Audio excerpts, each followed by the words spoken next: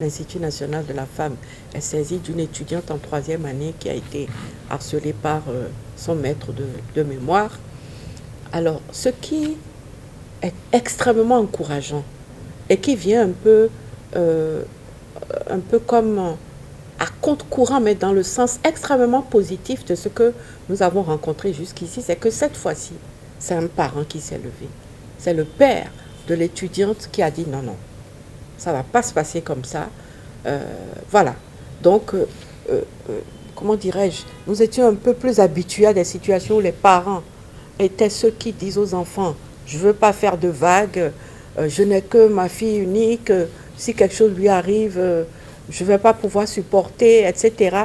Mais là, c'est un père qui s'est levé, un parent qui s'est levé. Et donc, ça nous montre que toute la campagne que nous sommes en train de mener, les sensibilisations grand public que nous sommes en train de mener dans les universités, le fait aussi d'avoir des points focaux dans les universités, je crois que c'est de nature à encourager la dénonciation, n'est-ce pas? Et à, comment dire, briser le silence. Là, c'est un père qui a brisé le silence. Cette année, comme les années qui viennent, c'est vraiment, ça va être vraiment le renforcement de ce combat-là, le maintien, le renforcement aussi de la punition, de la répression, parce que ce n'est que ça qui marche. Les deux doivent aller de pair. Mais il faut frapper fort.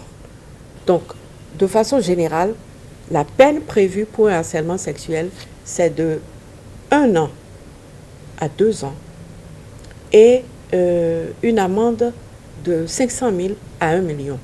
Et la loi dit que c'est soit les deux, soit l'une ou l'autre des peines. Donc tout va dépendre de ce que les débats révèlent, de ce que les circonstances dans lesquelles ça a été commis révèlent. Le juge pourra faire le choix des sanctions qu'il va appliquer. Par contre, quand nous nous trouvons dans une situation où l'auteur, c'est un enseignant, c'est un formateur, c'est un ascendant de la victime, donc son père, ou alors un père adoptif, une mère adoptive, quand c'est une personne qui a de l'autorité sur elle, quand la personne se trouve aussi dans une situation où elle requiert un service public, ou est en train de rechercher un emploi public, et donc dans une situation, on va dire, de vulnérabilité, de dépendance, parce que cherchant un travail, on est vulnérable.